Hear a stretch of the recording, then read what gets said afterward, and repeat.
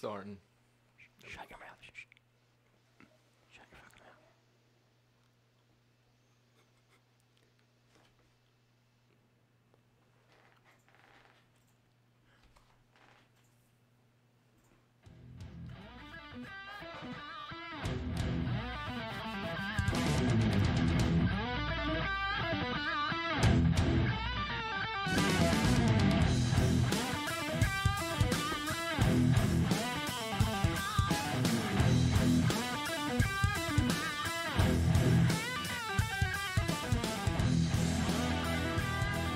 Hello, and welcome to another episode of the Intentional Grounding Podcast.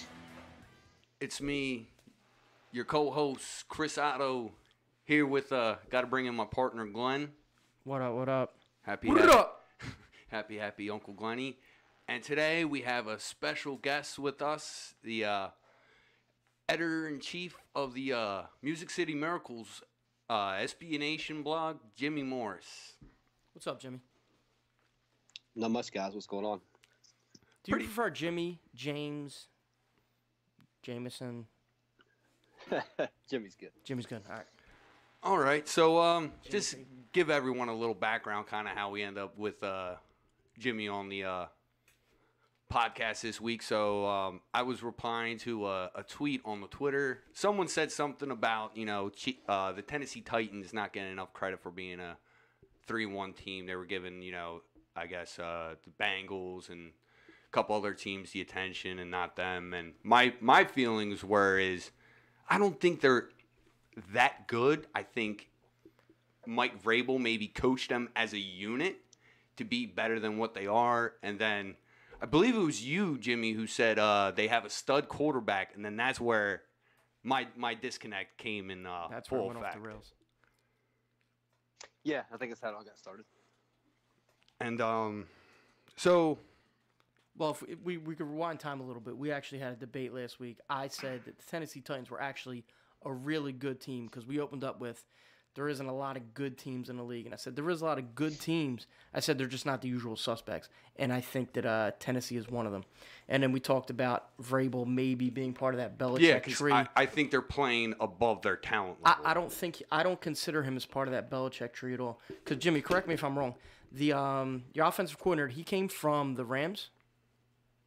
He was the quarterback coach? Yeah, he was with. Yeah, he was their offensive coordinator last year with Sean McVay. Now, he didn't call the plays. McVay calls the plays. Right. But so he came from there, and then he was with Shanahan before in Atlanta.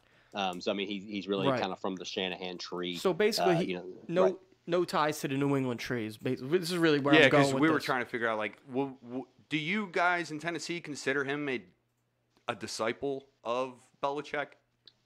You talking about Vrabel? Yeah, I mean, he played for him, right? And so I mean, there's the tie there. A lot of the way that he has handled things, at least some things, specifically injuries, giving no information whatsoever, even like when things are obvious. Giving a non-answer or an answer that's different than what's clearly in front of your eyes. He kind of did that a little bit, especially in camp. But no, I mean, he's not, when you talk about Belichick tree guys, you talk about guys that coached under Belichick, and Vrabel never coached under Belichick. Right, yeah. I don't see. Defensive coordinator, he's from Baltimore. He's from that tree. So I was looking through the coaching staff just to try to find if they had any similarities, like a lot of, the Belichick disciples, they all come from the New England tree or somewhere in some neighboring vicinity. And I didn't see any semblance of that on his staff anywhere. I really don't consider him part of the Belichick tree, which would probably explain some of his success. Then what tree would he be labeled under then? His own, like he's the first carnation? Is that fair to say? I mean, he coached under Urban Meyer at Ohio State. And that was his first coaching job. And then he's been with the Texans for the last couple of years before coming here under Bill O'Brien. So, yeah. I mean, and look, the ties are there, right? Because, I mean, O'Brien, kind of comes from that tree a little bit. And then you've got John Robinson, the Titans GM, was in New England before he was in Tampa, before he came here. So, I mean, there are a lot of New England ties running around. But I don't think there's anybody on the staff that has ever coached under Belichick. Right, yeah, that's really what I was going for. Because it's not my team, so I don't follow them too intimately, which is, hoping to hash a couple things with you. But From what I looked, just from a cursory glance, it didn't seem like there was many, if any, New England Belichick ties on the staff in general. In fact, it seemed that he went out and handpicked specific guys to kind of dictate what he wanted to do specifically, which I thought was... And avoid that label? Right. Well, maybe not to specifically avoid it, but, maybe he saw the pitfalls of some of these other coaches, and he wanted to go a different route. I like it. I'm a big fan of what he's doing there.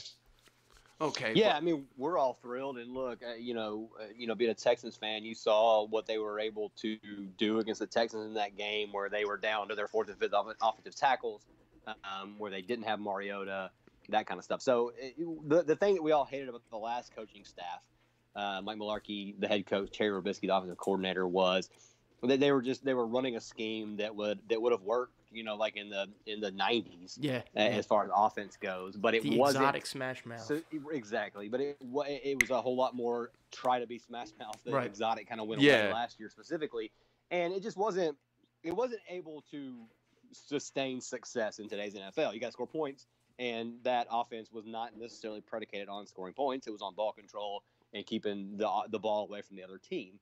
And that's just really not how you win in today's NFL.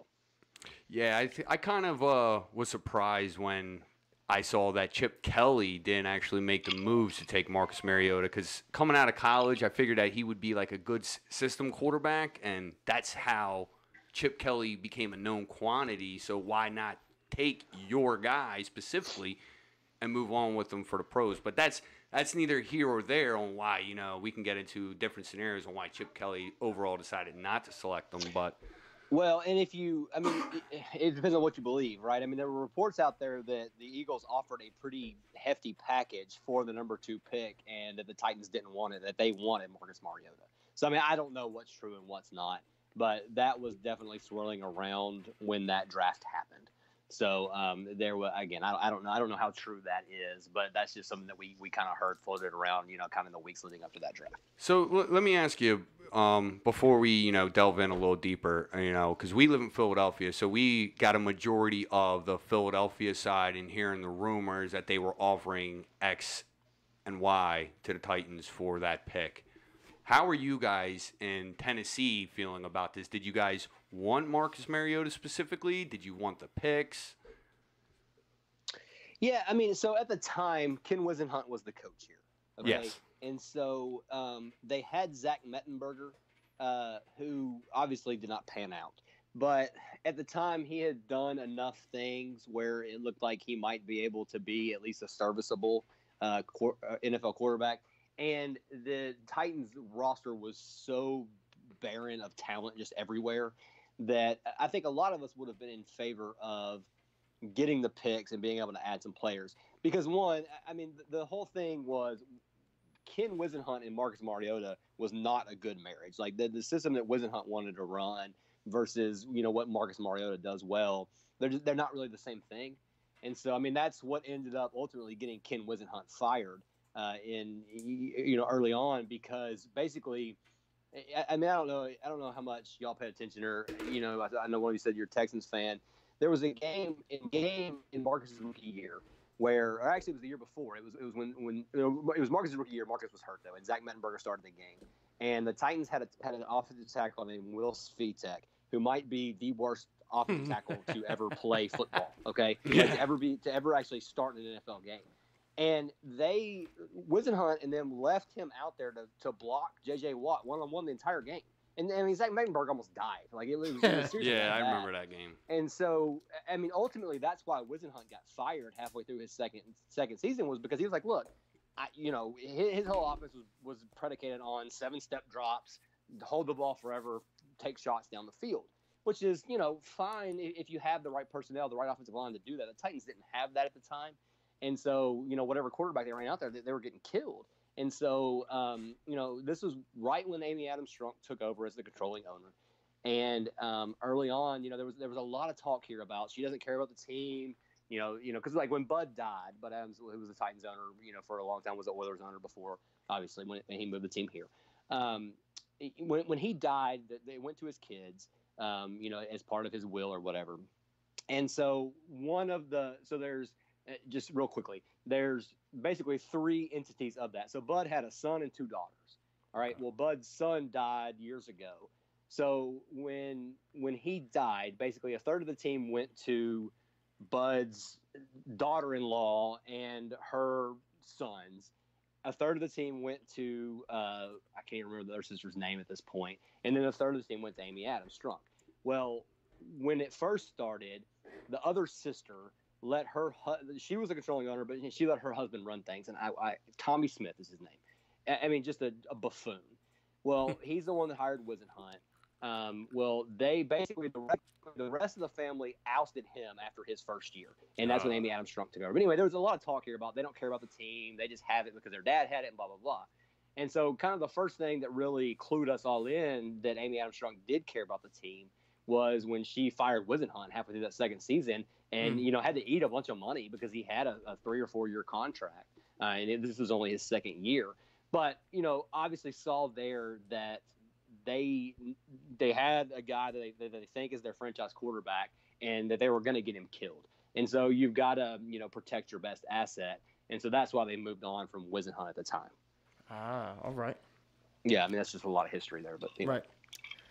So, as a fan base, are you guys satisfied with Marcus Mariota? Do you think he is the answer at quarterback? Do you think he needs more talent around him on the team to improve, or maybe scheme more plays that benefit him? Yes, I mean, you're talking to the fan base. I don't know that it's necessarily split in half, but it's definitely not united in whether or not people think that Mariota is the answer.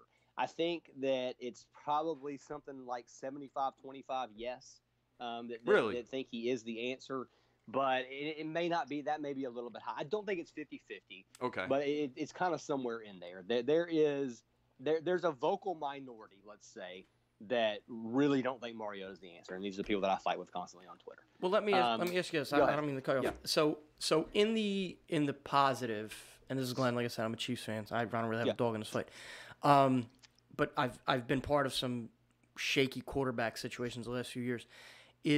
And the people that are for him now, is he labeled as he's good enough to win with, or is he labeled as he's the franchise? I mean, because I think that's kind of a discrepancy, because as Alex Smith was the quarterback the last few years, there was a lot of people that were on the fence where, yeah, he's good enough, we can win some games with him.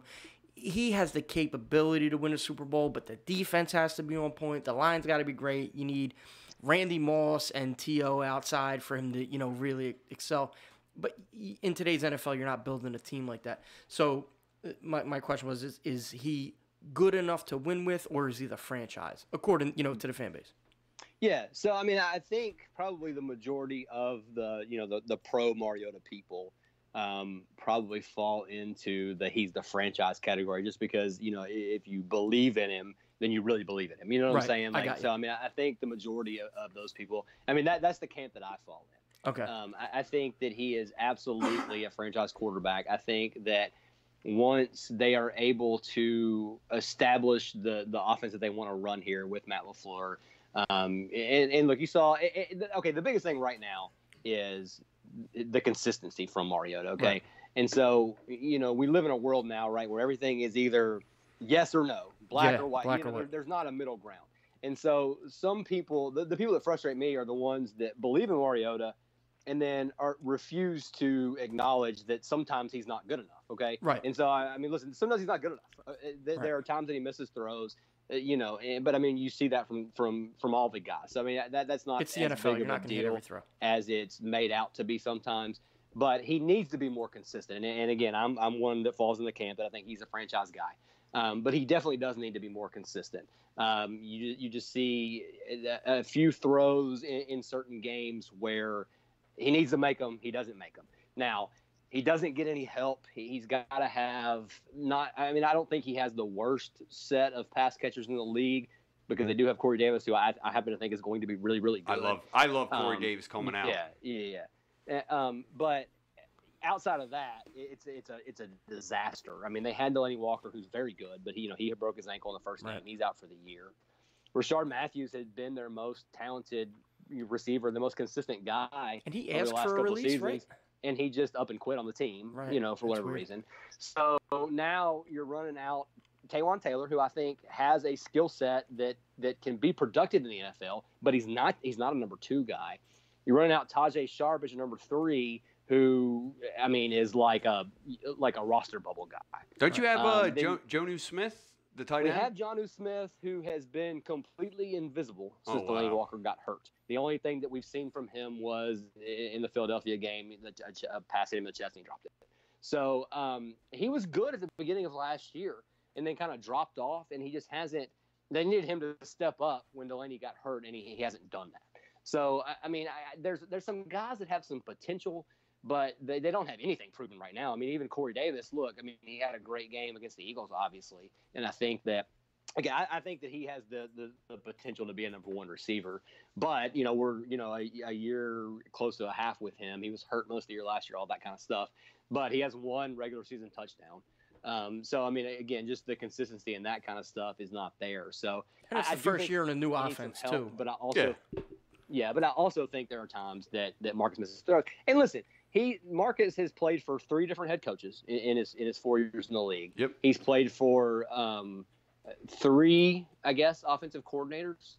Whoever was in Hunt's, Jason Michaels was in Hunt's guy, and then Malarkey brought in Terry Robisky, now Matt LaFleur. So I mean, there hasn't been consistency. He's been hurt, and that's a big thing with the fan base here. Oh, you can't count him because he's hurt all the time. And I mean, I understand where they're coming from, but there's been a lot of stuff, and I know a lot of that sounds like excuses, and some of it, quite frankly, is. But I just don't think that I think the jury is still out, and I think that we've seen enough from him that if he can be healthy, if he can be in the right system, I think he can be the guy. See, for me, where I get lost in the translation of this is, he's being labeled a stud, franchise quarterback to some, but for me, I don't think I could handle a quarterback who's only thrown for over 300 yards 5 times in his career, has never eclipsed 3,500 passing yards. It seems more like he's built to play with the lead than to come from behind and win with his arm. And that's, for me, that's what I want in my quarterback. Except in the playoffs. Especially in the playoffs when he did it to the Chiefs. When you got to deal with your Tom Brady's, you got to deal with Ben Roethlisberger. Now you got to deal with Pat Mahomes. Does he have the arm and the ability to at least hang with those guys and not let them smoke them? I mean, I think so. And look, he's I can't remember how many fourth quarter drives, game-winning drives he's had, but it's been a bunch. Go back and watch the overtime possession against the Eagles. And again, like that was a good drive. Yeah, when we do this, obviously, again, we're when you're picking out individual things, to me, that I hear myself doing it and saying, okay, well, this is a consistency thing because there's not a huge body of work to go off of here. But I wish if you could watch him, if you could sit down and watch him in 2015 or no 2016. Yeah. Right? Yeah, that was his best year. 2016, yeah, where he played until he broke his leg against the Jaguars in Week 16, and then watch him in 2017. He looks like a different player. Okay, I think there were a couple things at play there. I think that he was a little bit gun shy after the injury to his leg. I mean, listen, he had a major, that was a major injury. Yeah, it was a major injury. If you remember, he and David Carr actually broke their leg on the same weekend. And Mariota's was worse. Like Carr, there was a thing where if they would have played for that was Week 16. The Raiders ended up making the playoffs. I think lost to the Texans in the first round. They got buried. But if they would have played, like Carr could have been back in 4 weeks. Right. Mariota's was 12 to 16 weeks. I mean, there was Mariota's talk that he would be ready for the next training camp because of the break. And I am not a doctor, but anyway, it was a little bit different in where his was broken and all that kind of stuff. I think he was a little bit gun shy coming back. I think that they went more into the smash mouth side of exotic smash mouth in 2017 versus 2016. And one thing I will say about Marcus Mariota, you need to get him in a rhythm. And again, I understand that your top level guys don't need that, but Marcus needs that. He needs to get out there, get some throws, get his feet wet early, get in a rhythm. They didn't do anything to help him do that last year. I mean, it was run, pass. You're throwing on 3rd and 7 all the time because the offensive line wasn't good last year. DeMarco Murray wasn't good last year. They didn't give Derrick Henry as much run as they should have, and Henry's been consistent anyway. And so I just think they didn't do things to help him. Benefit him. To benefit him, to do what he needs to be successful, okay? So, again, I understand that, Tom Brady doesn't need that, right? So, Marcus Mariota, I'm not trying to say he's Tom Brady, but I'm trying to say in the right system, I think he can be a franchise guy. And the staff last year just didn't do anything to help him with that. But if you go back and watch him in 16, I mean, he's looking guys off in the red zone, no-look passes. We'll watch the game winner against the Lions. He threw to Andre Johnson. I mean, just like next level stuff. That's unbelievable. If you look at the 4th and 15 play to Taywan Taylor against the Eagles in overtime, same deal. I mean, he's staring the other way. All of a sudden, snaps his head around, throws, knows where Taylor's going to be, hits him. I mean, it's just really, really pretty. That's the kind of stuff that he's capable of. Unfortunately, this year hasn't gotten off to a start they wanted it to get off of. I mean, he's had the elbow thing where he can't feel his hand and all that kind of stuff. So again, I hear it, more excuses, but I'm just telling you, once he gets healthy, once this system gets in place, I think you're going to see him kind of take that next step. Do you think that Vrabel should protect the investment and pull him and rest him to avoid any further damage? What's going on with that? No. Like the So here's the deal, and again, not a doctor, but from what I understand, the thing that he has is, he took an elbow or a helmet to his elbow, and somehow his nerve got messed up, and basically it's just a thing where, like, it's going to get better eventually, but it's not. It's going to take some time, and he's not at risk of any type of, like, he's not going to further injury. Right, but further injured by being out there. Look, they tried to do it. I mean, he wasn't going to play against Jacksonville. They didn't play against the Texans. Wasn't going to play against Jacksonville, but then they knocked Blaine Gabbert out in the first quarter, and he had to play. So I don't know if Gabbert would have stayed healthy for that game. And he was in the concussion protocol the next week against the Eagles, so they didn't have a choice but to run Mariota out there. I don't know how long they would have sat him in that scenario. Apparently, he fought to play against the Texans, but still, couldn't feel the last 2 fingers on his hand. That's why if you've seen him, he's wearing that funky glove that has, the thumb and the ring and the middle finger cut out. But has the other 2 fingers because it helps him feel the ball or grip the ball or whatever. So, no, but there's not any risk of any more severity to that injury. And listen, he's better at 75% than Blaine Gabbert is at 100%. Your other option against the Eagles was Austin Davis, who they had signed and they cut today. But no, I think it made sense to get him out there. He was good enough that he could help him, and he helped them win 2 games. Are you pleased with his performance so far this year? It's been inconsistent. Yeah, he's a man of mystery. Yeah, not pleased necessarily, but listen, I don't know if you've seen the highlights from the Bills game, but Nick Williams drops a pass that if he catches, he walks into the end zone. Titans win the game more than likely. Absolutely. So, again, and if you go back and watch, he threw an interception against the Bills. Go back and watch that play. They cut Nick Williams today. Go back and watch that play and watch the route that Nick Williams ran. I mean, he just basically, he runs out and he's, looking back a couple times, and he was supposed to, he had inside leverage on the guy, but then he just kind of ran straight up the field and didn't ever go for the ball. And then he threw it right. Marks threw it right inside of him, and Nick Williams just didn't get there. I mean, it's just terrible stuff like that goes on. So he's got to be better. There's some throws that he's missed. If he hits against the Bills, they win. Even with the Nick Williams drop, that kind of stuff. But he was able to overcome. I don't know if y'all watched the Eagles game, but I mean, early in that overtime drive, they had a bomb to Darius Jennings.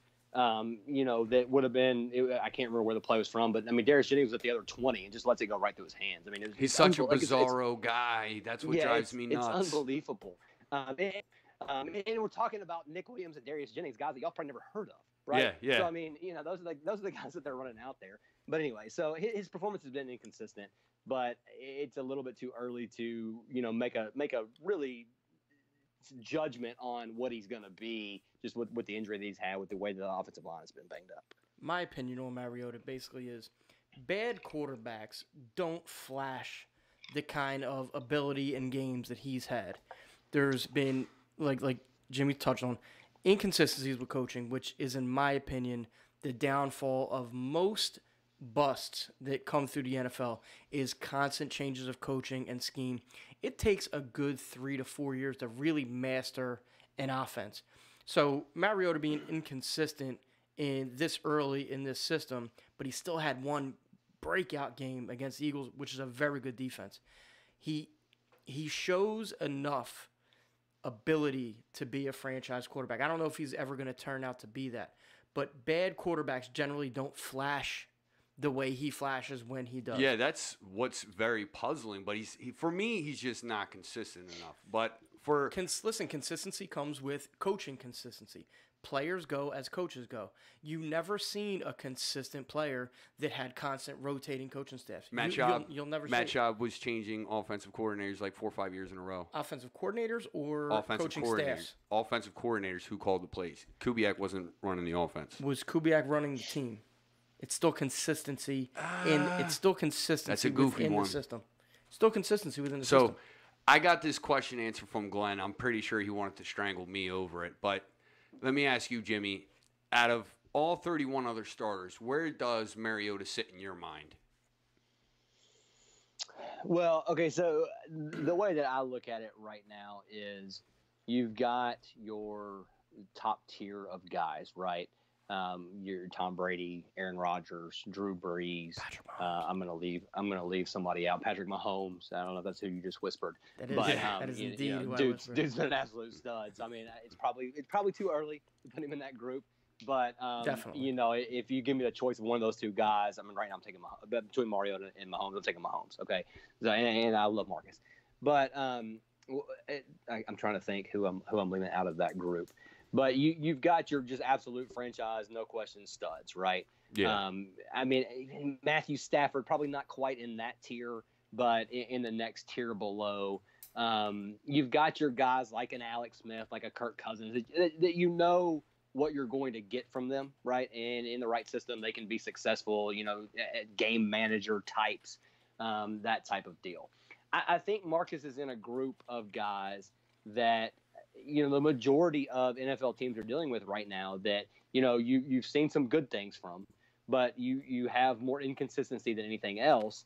And so, it's hard to say, yes, absolutely, he's the guy. We're going to put him in this next group because he hasn't done enough to get there yet. And listen, the Titans have got a choice to make on him, right? I mean, this is his 4th year. Right. They've already picked up his 5th-year option. So, he's on the team next year, obviously. But at some point this summer, they're going to have to make a decision if they want to give him a long-term deal or not. And if they do that, how much money are they going to give him, right? I mean, you saw how much money like a Derek Carr got. How are the Raiders fans feeling about that now versus when the deal was signed, right? So, I mean, they're going to have to make that evaluation after this year. Blake Bortles money. I agree with that assessment. Okay. That's funny because the quarterback contracts that have been given out crazy, are right? crazy, even for quarterbacks that aren't that good or historically been. Yeah. So he's definitely going to be in that weird spot to where do you pay him for his potential? Do you pay him for what he showed? Like, what are you going to pay him on? And all the quarterback contracts are out of control. What about Andy Dalton's? Andy Dalton's. So that's where gosh, Marcus Mariota's better than Andy Dalton, but I have him better than Andy Dalton as well. Yeah, Chris almost blew up my phone when I told him that. Yeah. Listen, but Andy Dalton has some seasons where he's been unbelievable, right? And he has some weapons. He's kind of in that inconsistent group, right? Yeah. And how do you feel about that? And what kind of money you're going to give him? And that's the thing with these contracts, like you're saying. I mean, they get so much money. And listen, if the Titans do a deal for Mariota this summer, and again, we got a lot of season left to play. So, we'll obviously see how it plays out. If he goes on and plays well, it won't be a big deal. But if we're still sitting here, if the Titans are 9-7 again, and Mariota's had some good games, but he's had some clunkers along the way, or he's gotten hurt again, or whatever it may be, I think they're gonna give him an extension either way because I think you feel better about him than you do trying to get back into. Because again, I don't think they're gonna win enough games this year that they're not going to have a top 10 pick.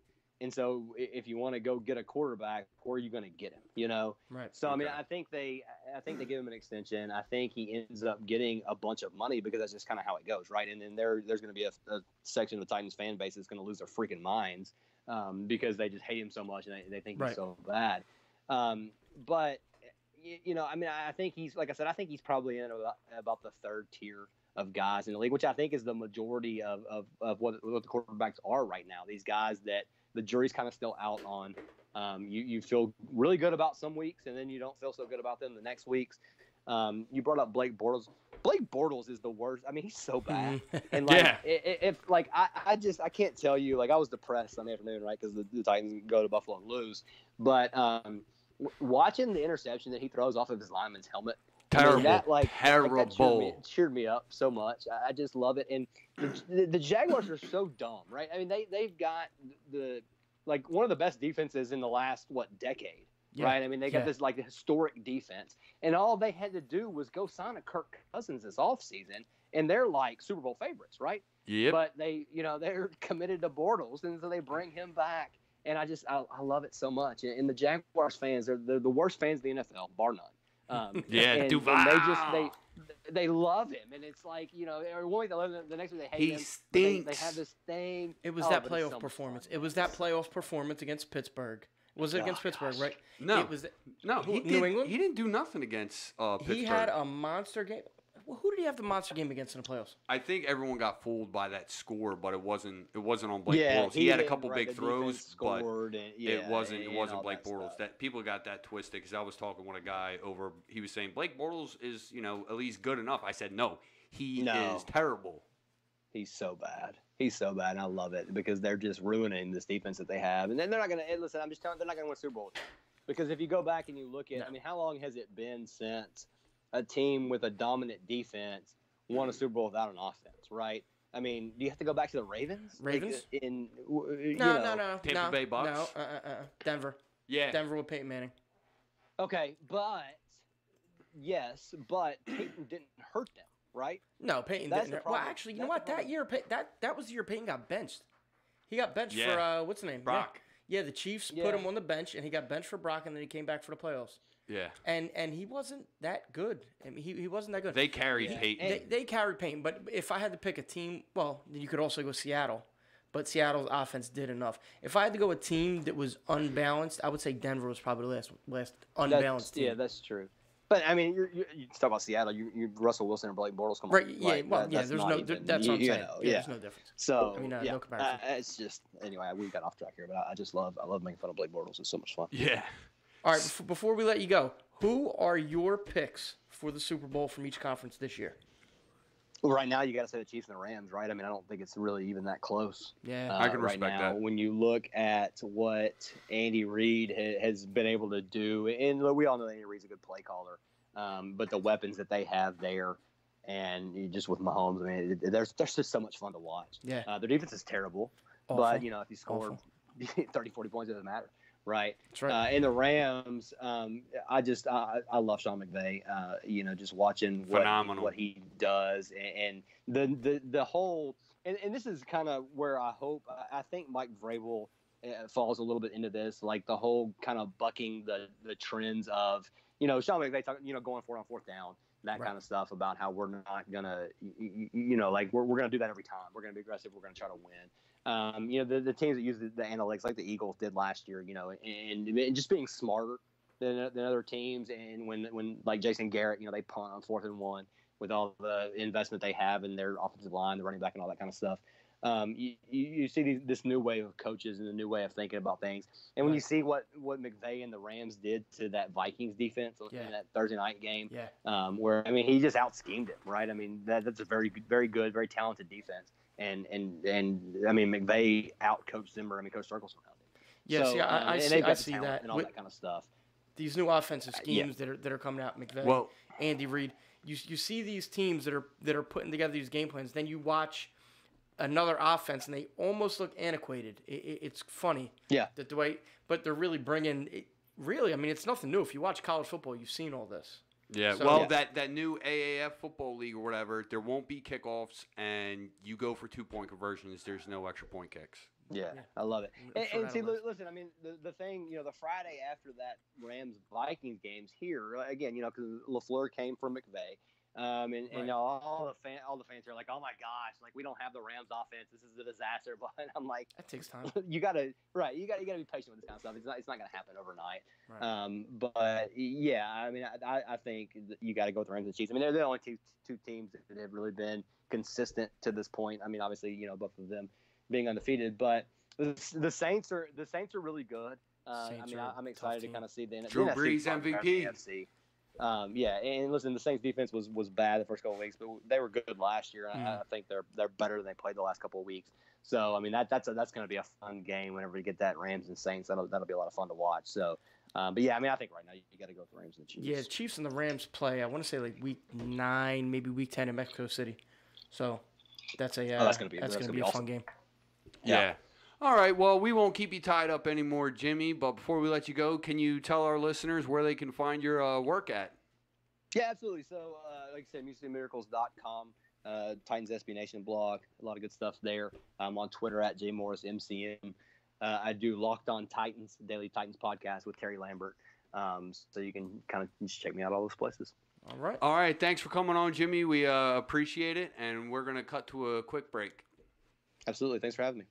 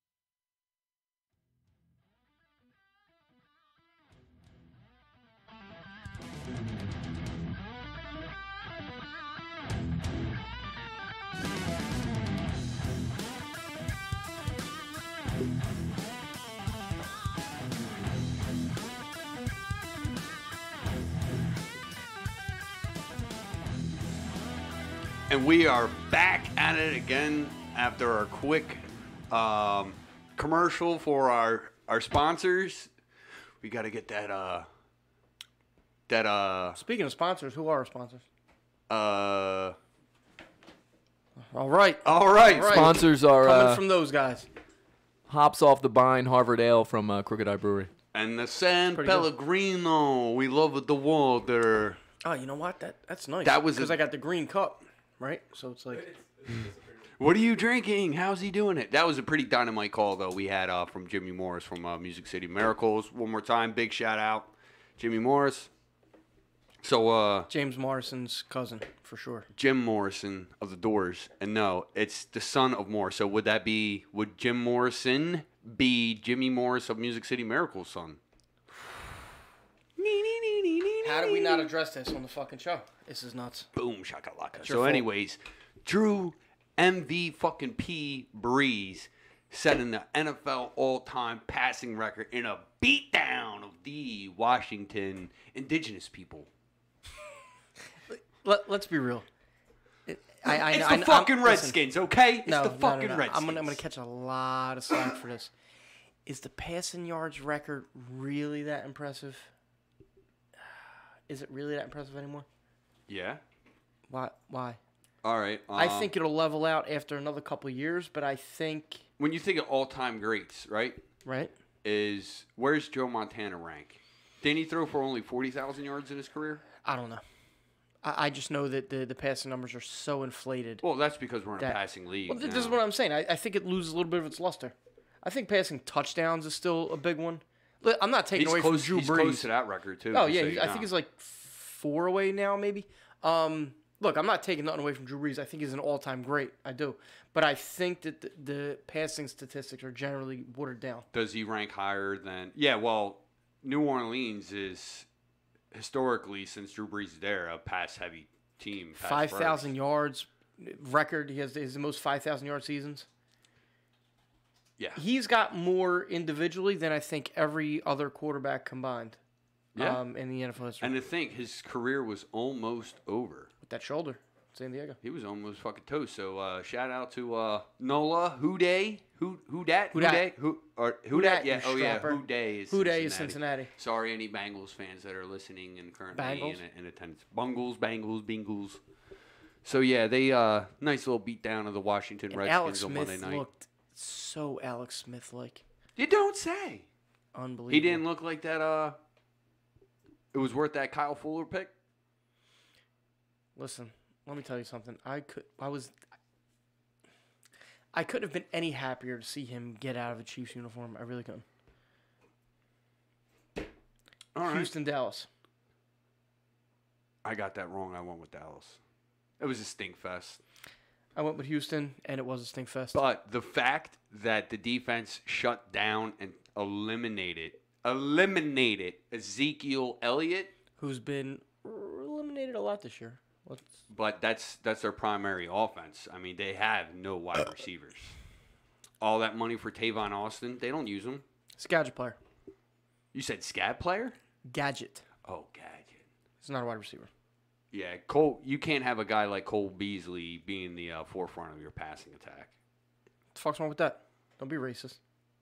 Yeah, but I guess they didn't watch the Indianapolis Colts defense. After they got their 7 sacks of Deshaun Watson the previous week, they have better talent. They got DeMarcus Lawrence. Could have been schemes. They were trying to get the ball out quicker. Maybe they're worried about not pressuring. I don't know. Maybe for once Bill O'Brien put together a good scheme. I think it's had something to do with wearing glasses. So anyone out there that knows what Bill O'Brien's record is with glasses as to when he doesn't wear glasses, send it our way. I like it. Rams gave a nice close one to the Seattle Seahawks. I know it. I called it last week. I told you this team's a fraud. They're going to start. Listen, Seattle just didn't have enough. Seattle doesn't have enough. Slowly, more and more exposed, and you're going to see them. They're never going to get the doors blown off, but they're going to lose a big game. Arizona took care of business against San Fran. Yeah, they did. I've seen it. San Fran stinks.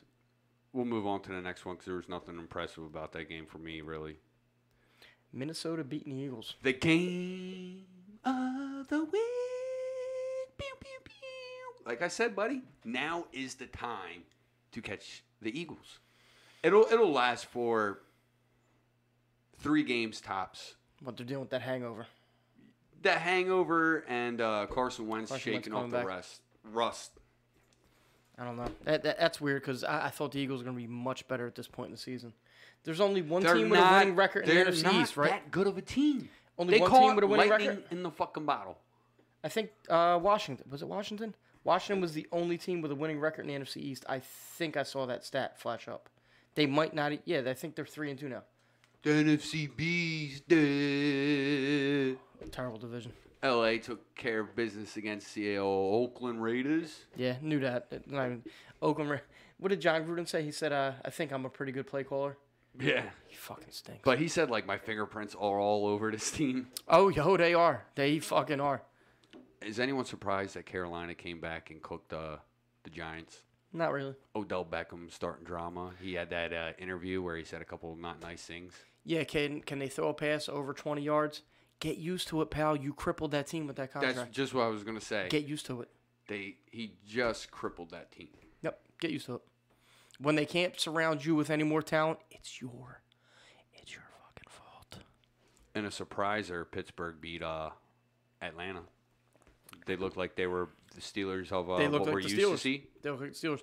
The Steelers are one of those teams, man. They just come back. I said a couple weeks ago, I think that they were going to turn the corner. They were going to bounce back. Do you think they need Le'Veon? No. Mm-mm. I think they're just in an adjustment period without him. The fuck are you doing? The Jets,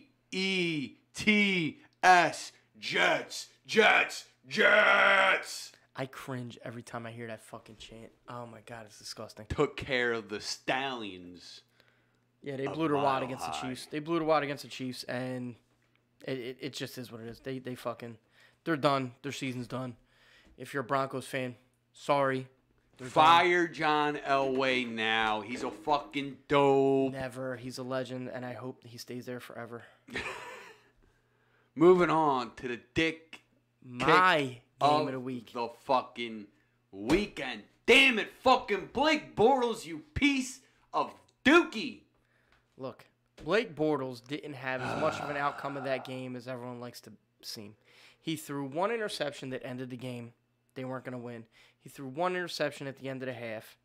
It did nothing. He had that fumble, that strip fumble where... He had a strip sack. He got strip sacked. Where he had, like, no awareness. I don't really...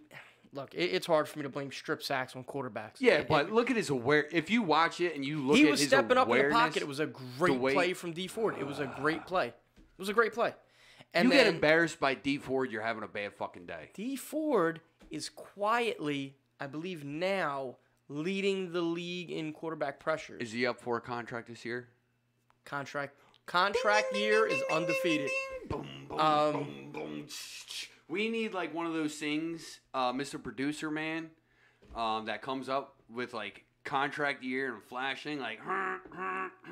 But you gotta understand, before this game, before Bortles really started making all his mistakes, the Chiefs were up like 23-0 at that one point. It was 30-7 before he started making any mistakes.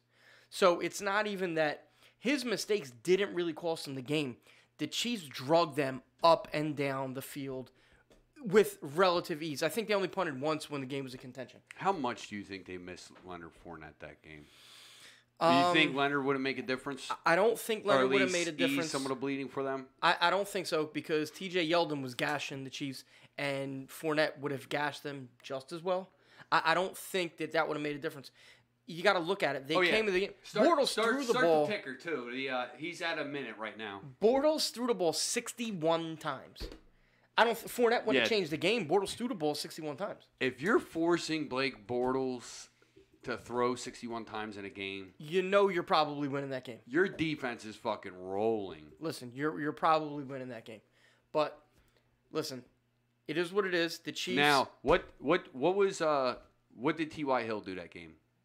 Or Tyreek Hill, I'm sorry. 6 catches, 54 yards, maybe 64, something like that. He roasted Jalen. One time. No, he roasted Jalen multiple times and just didn't get looks on that particular play. And what did Kelsey finish with for the day? I believe he had 5 catches for 100 yards. Exactly. Yeah. Sammy Watkins, he had the big Sammy game, Watkins had you like said, right? 89. Yeah, I said Sammy Watkins was going to show out. He had like 89 yards, but he had a lot of big plays in the context of the game. No touchdowns for Mahomes? 1 rushing, no passing. He's Russian? He's half Very black, half nice. Russian. Very nice. Russian. Travis Kelce dropped a touchdown pass. Kareem Hunt dropped a touchdown pass. Showtime. Both would have resulted in field goals on those drives. So to really look at it, the game could have been way worse for Jacksonville. But listen, that's the NFL. Sometimes you drop the ball. Patrick Mahomes, I believe I called this one. He did throw his first 2 interceptions. I think I did say he was going to have his first turnovers this game. Yes. Get those out of the way. Yeah, the first one, ball just sailed on him. It was rough. The second one, the game was out of contention. The game was over. It was the end of the fourth quarter. But it was the play that everyone thought Patrick Mahomes was going to be making when he came in the league. The forcing the ball in tight coverage, it just got picked off. That's all it was. So let's move on to, all right, you can kill the timer now. Moving on to my Detroit Lions handling business against the Green Bay. We fucking stink. It will end up with a top 10 pick. Packers. They beat the shit out of the Packers. Yes, sir. Kerryon Johnson is a stud. Get him on your fantasy team now. Fantasy roster's been set for fucking 4 weeks now. Relax. And, Relax, killer. My man, pew, pew, pew. Baker Mayfield getting it done against them same old Baltimore Ratbirds. Yeah, Baltimore. Someone just had them in their power rankings above the Chiefs. Someone just put them in the power. I forget who it was. Names. I seen it. They moved the Chiefs down to 3 and put the Ravens in at 2, which is impressive. It's just Joe Flacco. He's got to switch. He was probably like, oh, it's the Browns. I'm Joe Flacco. No, or it's the Browns are a really tough team, and that coaching staff just stinks. I think what they should be close to undefeated, maybe 1 loss. They should be close to it. Hugh Jackson blows. Moving along, we got Cincinnati handling business against the Miami Dolphins. That's one of those. Aren't the Dolphins always one of those teams though? Like they start 3-1, 4-0. They always have like a strong start. Yeah, when they have Ronnie Brown and Ricky Williams running the ball. Yeah, Cincinnati's proven to be a good team. Their game next week, not this week coming, next week. Their game got flexed out to Sunday night. Cincinnati versus Kansas City got flexed to Sunday night. They moved the Rams off primetime. Amazing, crazy. I don't know why, but 2 of the best teams in the AFC. Yeah, I can respect that. At least if you're looking at it at this How point. How far in the does year. Cincinnati go this year? Is it the One typical one and done? One and done. They might not make the playoffs, depending how it goes. They're one of those teams they could have a total collapse second half of the year. They start feeling themselves, then they give it up, they lose it. In a surprise close game, the Buffalo Bills creeped out a win against the Titans of Tennessee. Yes, I picked the Titans, and I was disappointed. And you were wrong. That quarterback stinks. What's his name? Josh Allen? No, Tennessee. Marcus Mariota? Yeah, that guy. Pew, pew, pew. And do we really got to talk about the beatdown that New England gave to Indianapolis? I think we should. What do you want to say? New England beat Indianapolis pretty bad. Surprise, surprise, surprise. We know it. Everyone's seen it coming. Indy stinks. So, the Eagles just restructured a deal with Fletcher Cox. They're making room. Who are they going after? I've seen David Johnson's name. I've seen LaShawn McCoy's name. Popped up today, and then just now the from the Bears. Jordan Howard. Jordan Howard, yeah. Why would they go after Jordan Howard? Why would Chicago give up Jordan Howard? I don't know. Is he up for a contract this year? Is it a contract? Maybe he's in his 3rd year. Maybe there's 2 years left available for him. Maybe 1, maybe 2. He hasn't done anything. He had 1 year, just like David Johnson. He had 1 year. These guys aren't good running backs. Shady McCoy would probably be the best fit for that team. I think it's going to be Le'Veon Bell just because they specifically said, no, we're not interested in Le'Veon Bell. The old smokescreen tactic. I think restructuring Fletcher Cox tells me they're freeing up money. So yeah, because they're they're going to be so far over the cap next year. But here's what you got to look at. You got to look at if they were trading for a guy like Shady McCoy, they don't take all that hit because I believe, and I could be wrong, I'm not a cap expert, but I believe the team that they're trading him, the Bills would have to it would fast forward all the money that he's owed in like bonuses. They got to take that part of the contract, and then the Eagles just pick up the salary. I think that's how it works. That's what they call dead money. Right, dead money.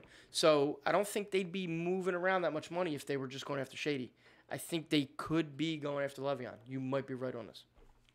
And what they're doing is they're leaking the little smoke screens out to try to drive the asking price down from the Steelers.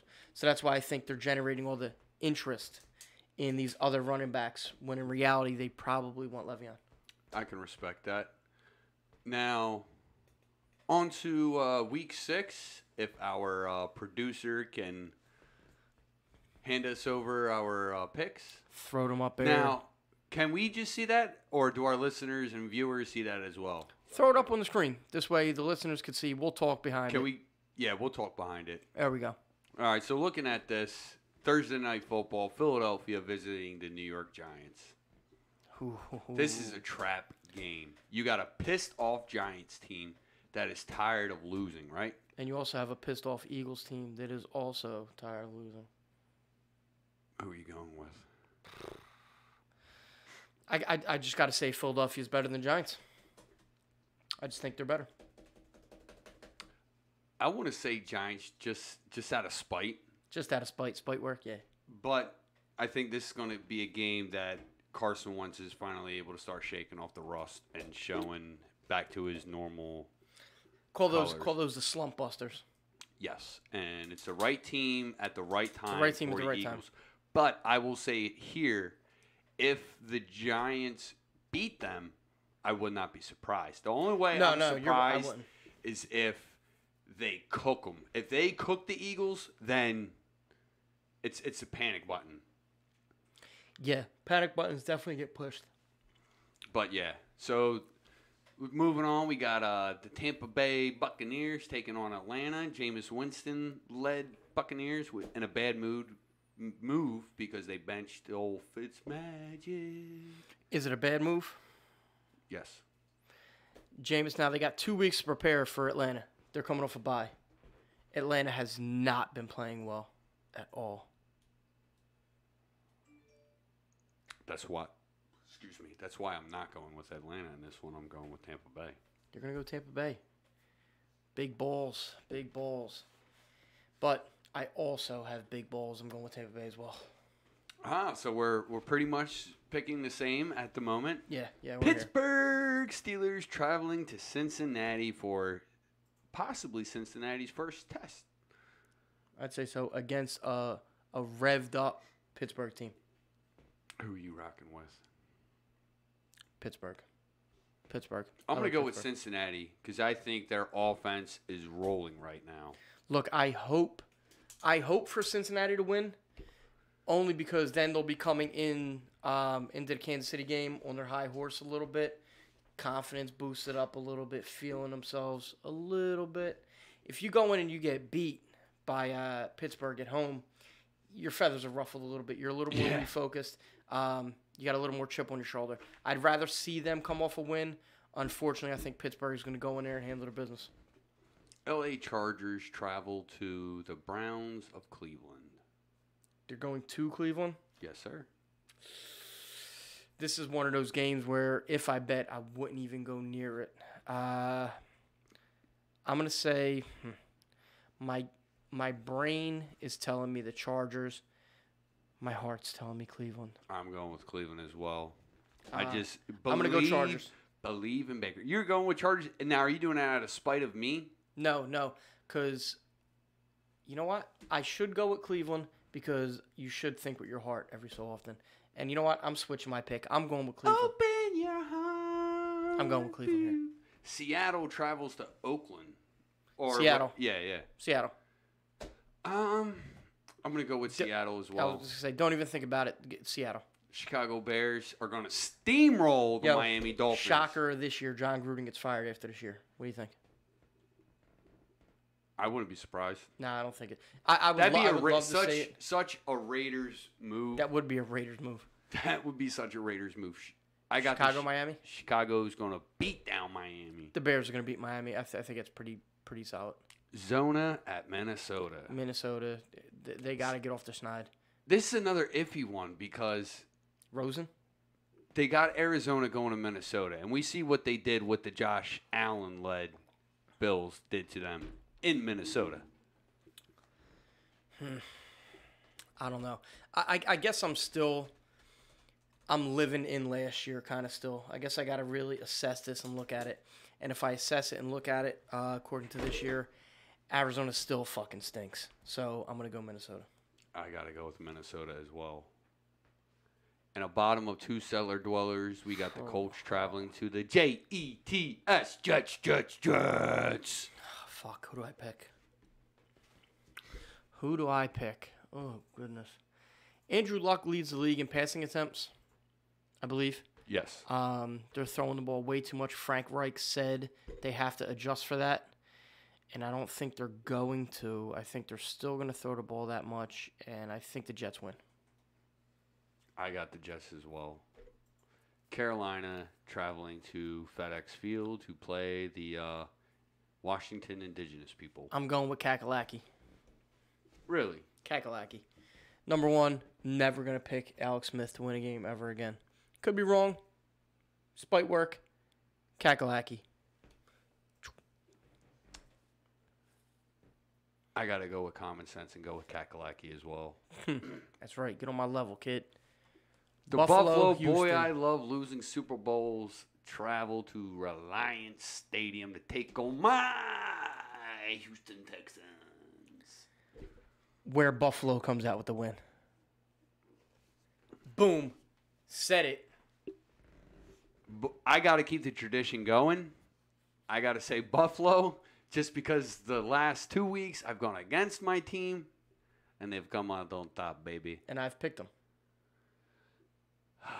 Fuck. L.A. Rams at Denver. Rams. Pick them. Rams are going to cook them. Pew, pew, pew. They're going to win by 175 points. Here's one. Jacksonville Jaguars traveling to Dallas to take on the Cowboys. Jacksonville Jaguars win, and Dallas maybe scores a field goal. Maybe. Jacksonville gives a beatdown. I don't think it's a beatdown because that offense ain't beating anyone down. It's going to be a beatdown, and they're going to start talking to them whether or not they should fire Garrett. Garrett will be lucky. Garrett should be fired. He Garrett should have will been be fired 2 lucky years ago. to finish the season out. He should have been fired 2 years ago. Baltimore taking on Tennessee. I'm going Tennessee. Going Tennessee. You're going with our boy Jimmy? The Marcus Mariota-led Tennessee Titans are going to beat down the Baltimore Ravens. This is a tricky Or win by a field goal. One or the other. The problem is you still don't know what either one of these teams is really about yet. Now, Tennessee, like we talked about, there's too much influx right now. There's too much up and down. New system, Mariota's injuries. It's hard to tell. The only thing you know is that defense comes to play every single week. And that Baltimore team, we don't really know about. They have a pretty good defense. Their offense has shown can be shut down. I think Tennessee has enough to where they'll be able to rattle Flacco, where Tennessee comes out with the win. I got to go with Baltimore. I think and hope that John Harbaugh is smart enough to know, like I was saying earlier, if you outscore Tennessee, Marcus Mariota cannot hang. Unless it's against the Chiefs in the playoffs. Unless it's against the Chiefs in the playoffs and he throws the pass to himself. He's that good. He's that good. You heard it here exclusively from Uncle Glenny. Kansas City Chiefs traveling to New England, Gillette Stadium. Let me get this out of the way just so I got to show. Where's that shirt from? Chris Sembauer. Chris Sembauer? Chris, so Chris Sembower. He's an artist, Chiefs artist. He puts out the hottest Chiefs stuff. What's the Chiefs swag go for? Well, he's got paintings. He's got T-shirts. He's got mostly paintings and T-shirts. He does everything he does is limited edition. He makes them for a little bit, then that's it. They go on the shelf. You can't get them anymore. I would like him to make some Texans swag. Well, he's not going to. So the Texans don't have a guy that does swag like that. He's not going to. No other team has a guy who makes stuff like this. Then we will no longer mention his name. He will be known as the Chiefs artist. Listen, I'm just going to plug him just for GP now. The Chiefs artist. So I'm going with, because you never bet against handsome Tom Brady as long as he's fucking living, all right, pal? I'm going with the Tom Handsome Sexy Brady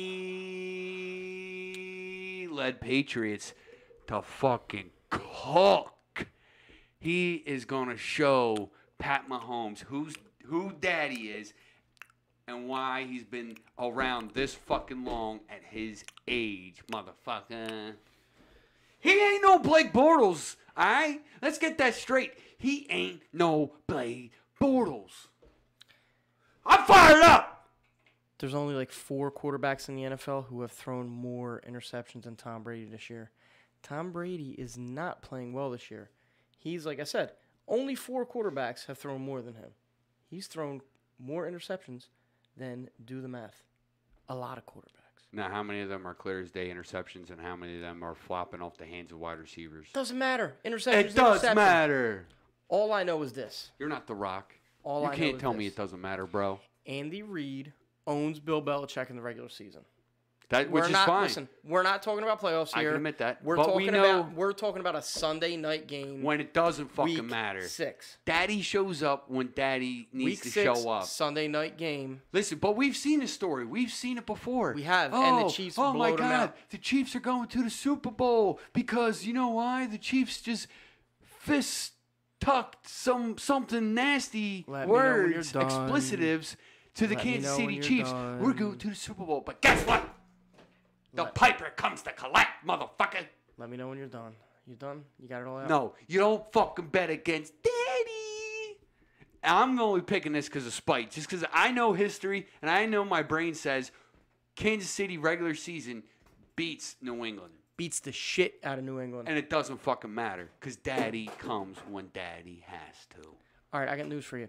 Not only do the Chiefs win, the Chiefs score 50. You're saying that out of spite. The Chiefs score 50. All right. 50 to 32. 50 to 32. Chiefs. I'm saying 38-24. Handsome Tom Brady. So you think the Chiefs... New England Tom Brady's are going to... You think the Chiefs can hang 30 on the Jacksonville Jaguars, but they're only going to score 24 against New England? Are you being serious about that right now? Absolutely. You need your fucking head examined, pal. Blame Bortles put them in a lot of bad Bortles.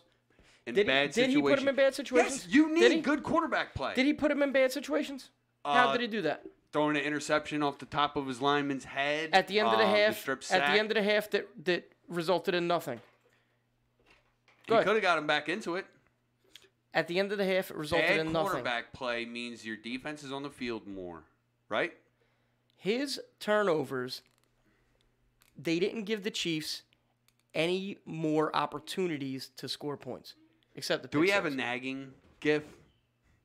Like wah wah wah wah wah. Next week. Next week, nagging wah wah wah wah. 50 to 32 Chiefs. You heard it here first on the Intentional Grounding podcast. Whether you're watching on YouTube, listening live on Mixler, brother. Oh yeah, or if you listen on ResonanceMediaNetwork.com or if or anyone iTunes. even listens at all. I hope no one is listening right now just because you spoke nonsense and they don't deserve to be disrespected. Nobody's listening. Do not disrespect the New England Tom Brady's in this house, all right? Or studio, or I whatever. listen to this podcast 75 times in a week just to get our number up to 75. Way to go, pal. High five. I'm in it for the team. How the fuck this is a Monday night game blows my fucking mind. Green Bay, San Fran. Schedule makers, they said, you know what? We're going to have Jimmy G versus Aaron Rodgers on Monday night football. Well, guess what? Now you got fucking CJ beat hard and a hurt Aaron Rodgers and two bad teams on Monday night. They're just bad. I got to go with San Fran because fuck Green Bay. Green Bay top 10 pick. I'm going to go Green Bay because fuck you. Why fuck me? I don't know. I just think Green Bay is going to win. And I got to pick against you. Why do you got to pick against me? I just have to. Why are you being a bully? I just feel it in my balls. Wow. Wrap this the fuck up. We'll wrap this up because it went way too long. It went way too long. But next week, we're going to talk about some potential players that should be traded this year coming towards the trade deadline. Should be traded? Should or be will traded. be traded? You'll have to tune in. But till next time, boys and girls, make sure you subscribe to us on YouTube. Find us on Mixler, Twitter, YouTube, iTunes. Subscribe, review. Tell us to go fuck our mothers for all you care. ResidenceMediaNetwork.com. Who's better looking? Anything. If you just want to talk about that. Don't disrespect handsome Chris Otto, all right? Or sensational Chris Otto. Once again, one more time, Jimmy Morris of Music City Miracles. Thank you for stopping by, Jimmy. And big shout outs to our producer. He's currently balding and he looks like Hulk Hogan from all the stress he has from here. So big ups to the producer. But other than that, I got nothing else to say. But I'm not being faded out. I'm still talking and I don't know what's going on. Listen, you could try to fade us out. We could just keep talking. Are we still live? Yeah, we're live, motherfucker. Wait. Yeah, we're still live. You can't turn us off. You can't turn us off. Bring back the outro music. That's right. All right. Put the intro music back on. We're starting over again. Hello, welcome to another episode. Another episode of the Intentional Grounding. I'm bringing this episode in. Shut the fuck up. Welcome to another episode of the Intentional Grounding Podcast with me, Glen Maratea, and your boy, Chris Otto. What? What are we talking about? Week 6 NFL action? Week 7. I already got the answers.